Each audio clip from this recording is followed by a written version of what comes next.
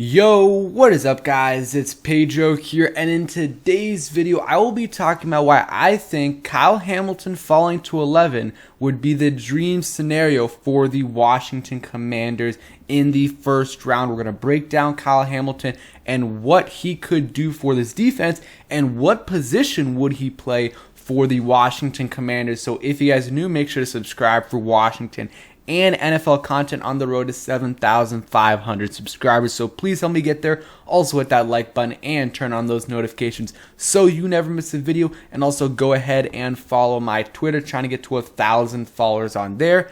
Now, let's get right into the video.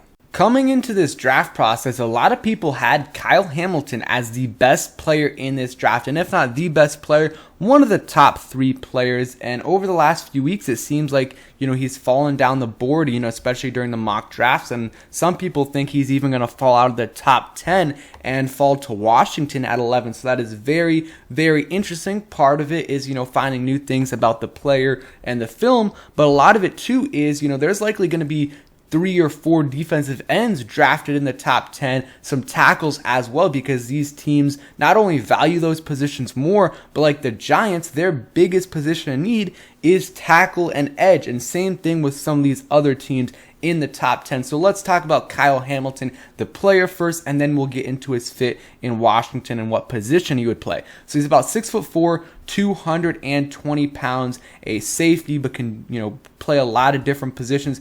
3-year starter at Notre Dame, and this past year had over 30 tackles and 3 interceptions. Was battling injury at the end of the season. 2020, 60 tackles and 1 interception, and then in 2019 had 4 interceptions. So he can definitely get you some interceptions. And let's read his draft profile real quick, and this is the NFL draft profile. So his combine numbers aren't amazing, but aren't terrible. 4.59 40-yard dash. You would like it to be a little bit better. That itself isn't bad, but I think his 40-yard dash at his pro day was measured at 4.6, 4.7. That to me is more concerning, but 4.59 40-yard dash isn't that bad, considering, if you watch the tape, he is a little bit quicker than that. Not that much quicker, but a little bit quicker. 38-inch vertical jump, not bad at all. And, the same measurables as before, 6'4", 220 pounds. This guy right here has Cam Chancellor as his NFL comparison. So a great comparison to have. And you look at the overview: high impact safety with unique blend of traits and characteristics that make him a bit of a unicorn at the position. Hamilton has the eyes and speed to play over the top, the strength and toughness to play near the line, and coverage length to guard elite pass catching tight ends who often mismatch opposing defenses. It's rare to find such a ferocious striker and intimidator who has the football intelligence and athletic prowess to go make plays in the passing game, but Hamilton provides it all. You guys can read some of the rest right here, but Hamilton would be a great fit for Washington, and he's kind of a positionless player somewhat. I mean, there's some positions that he will definitely play better in the NFL than others, but he definitely has a lot of potential. So let's read some of his strengths, which are a lot, and some of the weaknesses. Enormous safety with frame for much more muscle mass,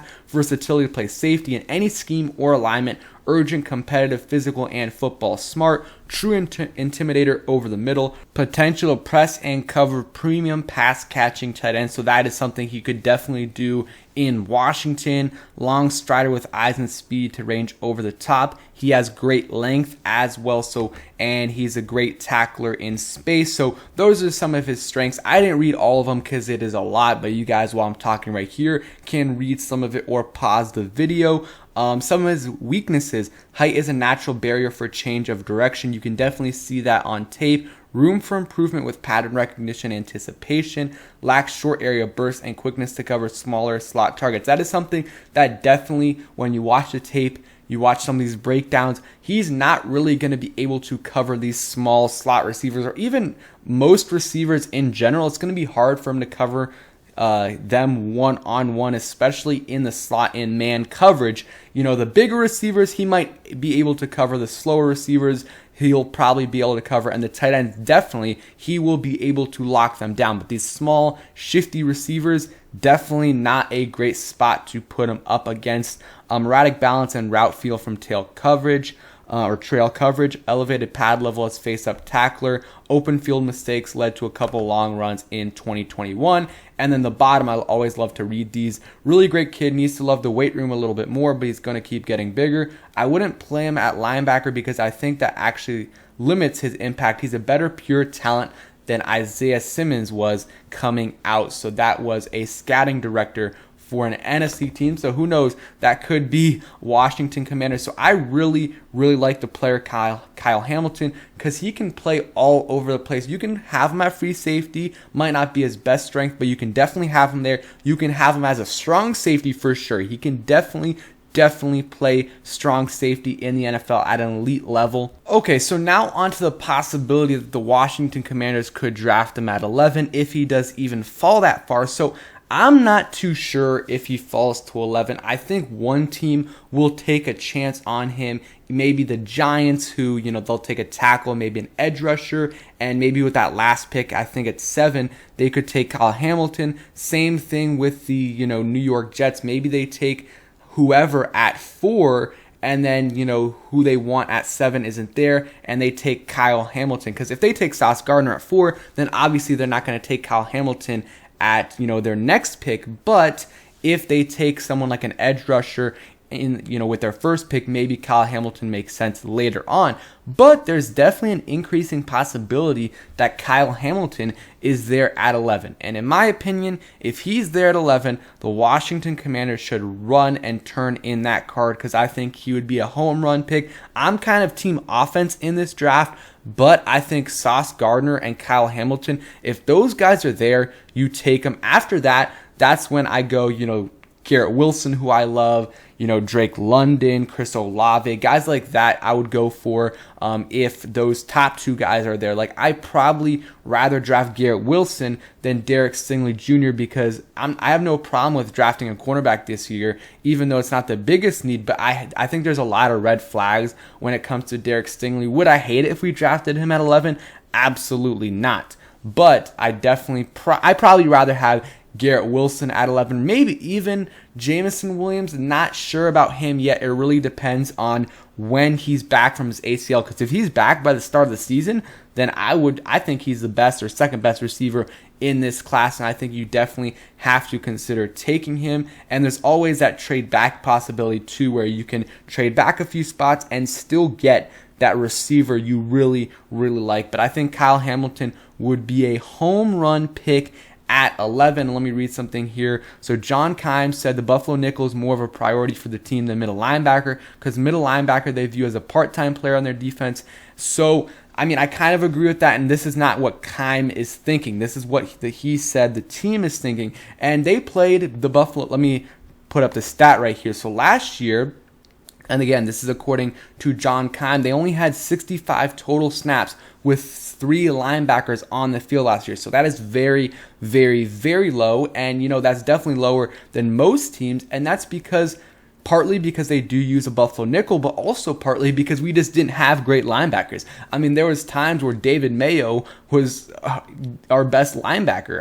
I'm not sure if Cole Holcomb missed a game or 2. I think he did. If he did, then we had games where we had, Milo Eifert and David Mayo playing, and that was bad. We just didn't have great linebackers last year, and there was games where we had our best linebackers out, so we had to have these guys play and try to have them play as little as possible. But at the same time, though, we do use the Buffalo nickel package more than other teams, so it is a valuable position to the Washington Commanders, and someone like Kyle Hamilton could definitely fill that role. He could play free safety, although a lot of people think that's not necessarily where he's best suited, but he could play some snaps at free safety. Like if Bob McCain is kind of needs some snaps off, or if he's hurt, you can put Kyle Hamilton at free safety. You can put him at big nickel. You can also, or big nickel is the same thing as Buffalo nickel. You can put him there, and then you can because Washington had that about 50% of the snaps last year, so you can put him at that kind of role, kind of similar to what Landon Collins was last year.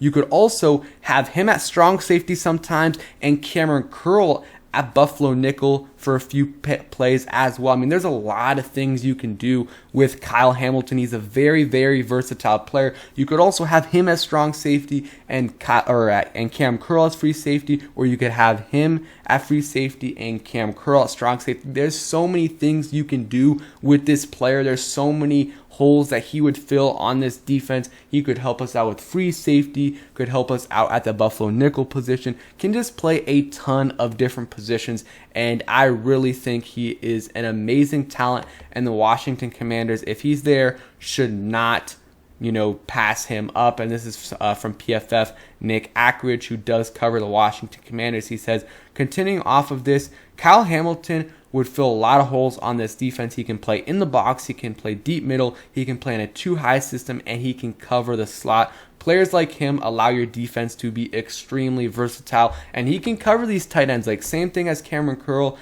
Cameron Curl can cover a lot of these tight ends. So can Kyle Hamilton. He's not going to be able to cover these, or at least he's not going to be able to cover these small slot receivers, even like an average size receiver. But against these bigger players that aren't as quick, don't have that quick change of direction, he's going to be able to lock them down at a very, very high level. And I think if he's there at 11, he's too good to pass up, in my opinion. Him and Sauce Gardner. After that, you go offense. If those two guys aren't there, you either go offense with the best receiver available, or you can trade back and get a receiver later. Because if you get someone like Kyle Hamilton, you can still draft a receiver in the second round. Like, George Pickens might be there. Someone like Christian Watson could be there. Maybe Sky Moore, David Bell. That might be a little bit too early, but there's going to be a lot of options for Washington in the second round as well. And historically, guys,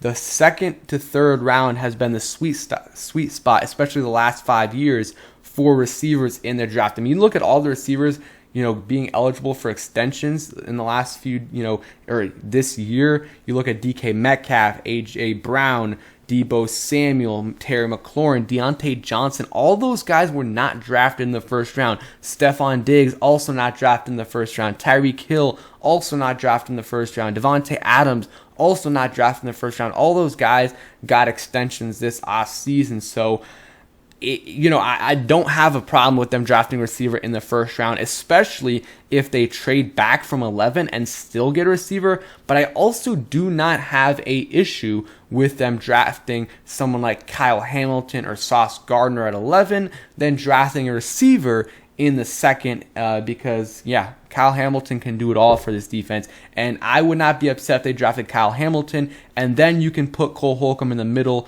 and Kyle Hamilton can be your Buffalo nickel, other positions as well. Some people even think he can just play linebacker. I probably, again, agree with that scout, where it probably wouldn't be the best idea to play him at linebacker, but if you need him to, he can do that as well. That's just how versatile Kyle Hamilton is. So let me know down below. I know a lot of people want receivers super bad and no other position, and I somewhat understand it, but with someone like Kyle Hamilton, I think he's just too good to pass up. So thank you guys for watching. Hope you guys enjoyed. If you did, hit that like button, subscribe if you guys are new, and turn on those notifications so you never miss a video. Peace, guys.